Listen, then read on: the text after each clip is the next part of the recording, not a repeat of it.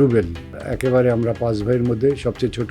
তখন অনেকে kung fu karate মারামারি বিদেশি ছবি যেগুলো আসে সেগুলো দেখতে খুব পছন্দ করি। ওকে বললাম যে আমি ওকে হিরো বানাবো। আমার অন্য 3-4 ভাই আমাকে খুব যে এইটার নিয়ে আর কি তুমি আমাদের টাকা পয়সা যা ছিল তুমি সব এইবার ডুবে দেবে। রাজাক সাহেব অনেকগুলো ছবি করেছেন, সেই প্যাটার্নটাকে কিছুটা চেঞ্জ করেছিলাম আমি। সেটা ছিল যে মডার্ন অ্যাকশনে আনা, কিন্তু কমপ্লিটলি একটা রিসাফল চেঞ্জ যেটা করলো সেটা কিন্তু রুবেল করলো। বাংলাদেশের অত্যন্ত নামকরা পরিচালক। তো খোকনের অবশ্য ওই ছিল যে ও মিক্স আপ করতো, মানে কুংফু কারাটে রাখলেও তার মধ্যে মডার্ন অ্যাকশন এবং ড্রামা মানুষের সবাই মিলে যাতে দেখতে পারে, সেই কারণের জন্য ওর ছবিগুলো আবার বাম্পার হিট হতো। রুবেলের এই ভালো আর্টের ডিরেক্টর বলতে গেলে আমি শুধু ওই খোকনকেই পাই।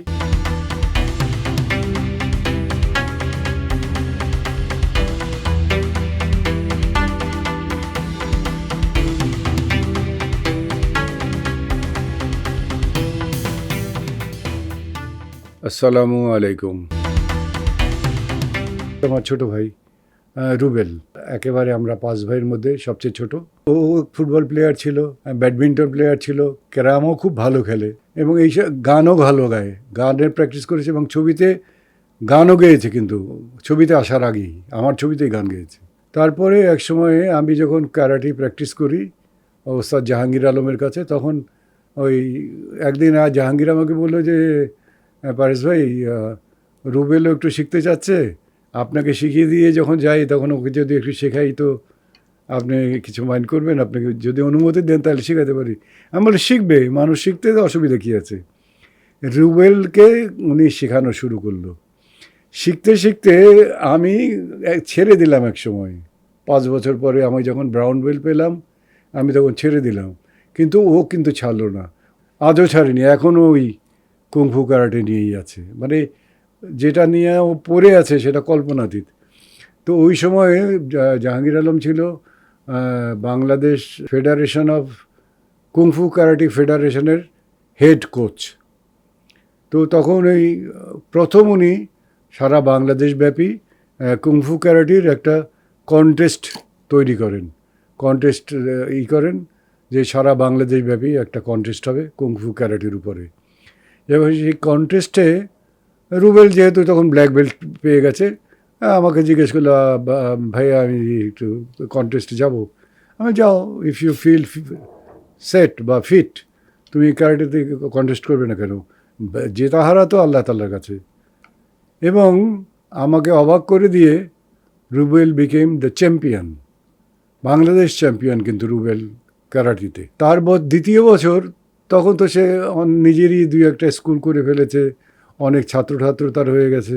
দ্বিতীয় বছর যখন সে আবার ওই ক্যারাটে কম্পিটিশন আবার হলো সারা বাংলাদেশ থেকে লোকজন আসলো, ওইখানে রুবেল গেল অ্যান্ড কন্টেস্টের মধ্যে রুবেল বিকেম অ্যাগেইন চ্যাম্পিয়ন। এই দুবার যখন চ্যাম্পিয়ন হলো এবং ওইখানে ওর সাথে ফাইনালে বোধহয় ফার্স্টবারে ইলিয়াস কোবরা হলো রানার আপ, মানে ইলিয়াস কোবরার কাছে সাথে ও জিতে আর ইলিয়াস কোবরা হেরে যায়।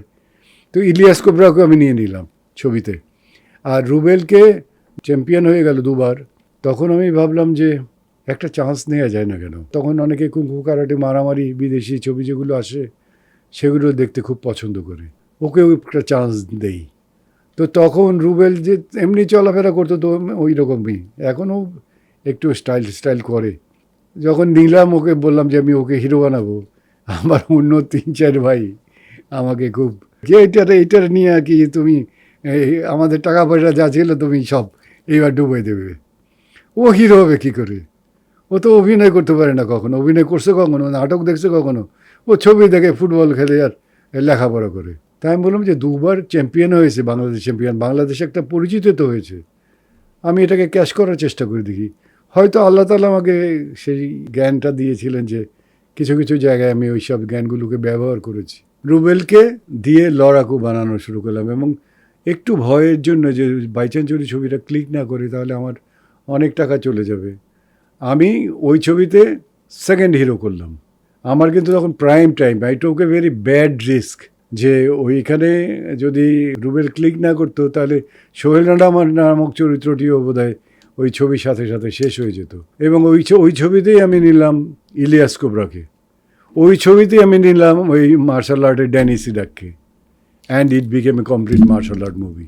এবং এই ছবি রিলিজ হবার পরে ইট বিকেম এ হ্যাভক। এটা আমাদের কল্পনার বাইরে ছিল যে এটা এই ধরনের ব্যবসা করতে পারবে। অ্যান্ড উইদিন একটা ছবি করেই Rubel became almost a king. Film ইন্ডাস্ট্রিটাকে তছনছ করে ফেললো। এবং তারপরে যতগুলো ছবি সে করছে সবগুলো ছবি তার ক্লিক, তার কোনো ছবি ফ্লপ ছবি নেই। এবং সবগুলো ছবিতে সে তার মধ্যে কী কারণের জন্য আমি জানি না, বেশিরভাগই মার্শাল আর্ট ছবি হতো, বেশিরভাগ কি 98% মার্শাল আর্ট ছবি। এবং মার্শাল আর্টকে তার ক্লাবগুলো সারা বাংলাদেশে, তার এখন বোধহয় 100-200 ক্লাব আছে, তার সারা বাংলাদেশে ব্যাপী ছড়িয়ে ছিটিয়ে তার ছাত্র, এখন বিদেশে তার বহু ছাত্ররা আছে, পাঠায় ওস্তাদ আপনি আসেন, আপনার টিকিট যাওয়া আসা আপনাকে যা দেওয়ার আমরা আপনাকে খুশি করে দেবো, অনেক কিছু। ও একবার 1 মাস থেকে পরে পাগল হয়ে গেছে, পাগল হয়ে বলে যে আমি কতজনের মন রক্ষা করবো, একদিনের ফ্লাইটে 3টা টিকিট আসছে, আমি কার মন রক্ষা করবো। তারপর চলে আসছে, আর এখন আর যায় না সহজে, আর গেলে চুরি করে যায়। ওর একটা ছেলে আছে, ছেলেটাও ব্রাউন বেল্ট, ব্ল্যাক বেল্ট পাইছে নিলয়, ও থাকে চাকরি করে বাইরে, দেশের বাইরে। তো রুবেলের ব্যাপারটা হচ্ছে যে রুবেল আর্টিস্ট হিসাবে আমি বলবো যে he is good artist, unfortunate artist rather. ভালো ডিরেক্টর পাইনি। ভালো ডিরেক্টর যদি পেতো, কারণ ওকে নিয়ে মারামারি কাটাকাটি করতেছে যারা নর্মাল জেনারেল কারণ রুবেলকে নিয়ে মারামারি ছবি অল্প দিনে অল্প টাকায় করা যায়, করলে পরে অনেক টাকা পাওয়া যায়। তারা ওকে নিয়ে একেবারে দিন রাত্র খাটিয়ে ওকে জীবনটা শেষ করে দিল। এবং ও মনের সুখে কাজ করতে লাগলো, কেউ টাকা দেয় কেউ দেয় না, ওই কুংফুটা আছে ব্যাস, ওইতেই ওর শান্তি। আর ওই একটা গ্রুপ বানিয়ে নিল নিজেরা, সবগুলো ছেলেপেলে, কুংফু গ্রুপের ছেলেপেলেরা মারামারি ওর ছেলেরাই সমস্ত জায়গায়। জ্যামস যেরকম করতো মারামারি গ্রুপ, জ্যামস ওর একটা মারামারি গ্রুপ ছিল। আমি যেটা পরিচালক হিসাবে যেটা ভাবি সেটা হচ্ছে যে Rubel has got the potential to be a good artist, কিন্তু একজন ভালো সে ডিরেক্টরের হাতে, সে খুব বড় বড় ডিরেক্টরের হাতে সে পড়েনি। 1-2টা ডিরেক্টরের হাতে সে পড়েছে, কিন্তু তারা তাকে সঠিকভাবে ব্যবহার করতে পারেনি। ব্যবহার করতে পারতে গিয়ে তাদের মাথায় ওই কাজটাই কাজ করেছে বেশি, যে Rubel is a superstar in karate kung fu, ওইটা কাজ করেছে বেশি। যে কারণের জন্য যেগুলো দিয়ে একটা শিল্পীকে সত্যিকারভাবে শিল্পী বানানো যায়, সেই ধরনের ডিরেক্টরের সাথে রুবেল কাজ করতে পারেনি। যে কারণের জন্য আমার মনে হয় যে রুবেল দেশের মধ্যে একটা চলচ্চিত্র চেঞ্জ যারা করে, একটা প্যাটার্নের, যে প্যাটার্নে ফিল্ম চলছে সেইটাকে চেঞ্জ করে দিয়ে আর একটা প্যাটার্নে নিয়ে যাওয়া।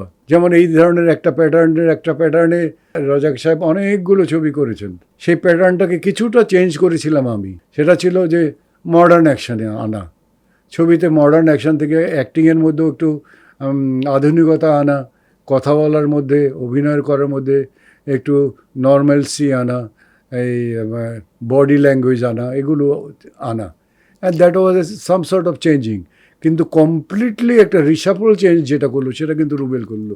যে বাংলাদেশ চলচ্চিত্র প্রায় 10 থেকে 12 বছর পর্যন্ত শুধু কুংফুর উপরেই, ওই আগেরগুলো সমস্ত ভ্যানিশ হয়ে গেল মনে হয়, যে সবাই কুংফুই করা শুরু করলো।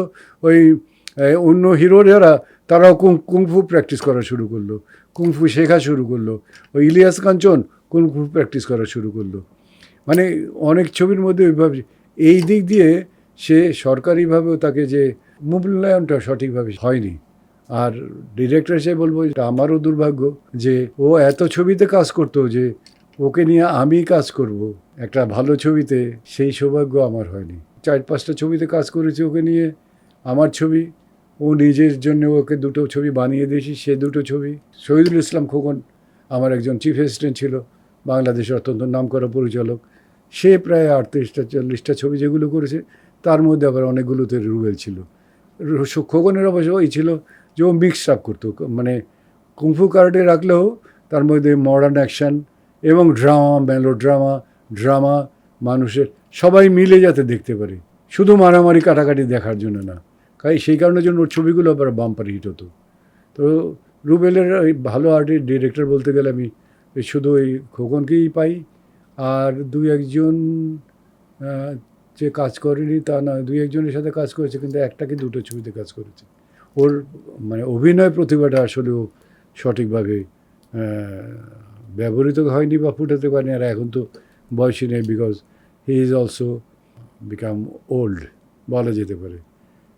কারাটির ছবি পাইলে অবশ্য এখনও অনেকে আসে, করে না, বলে যে না আমি পারি না, এখন আর পারবো না।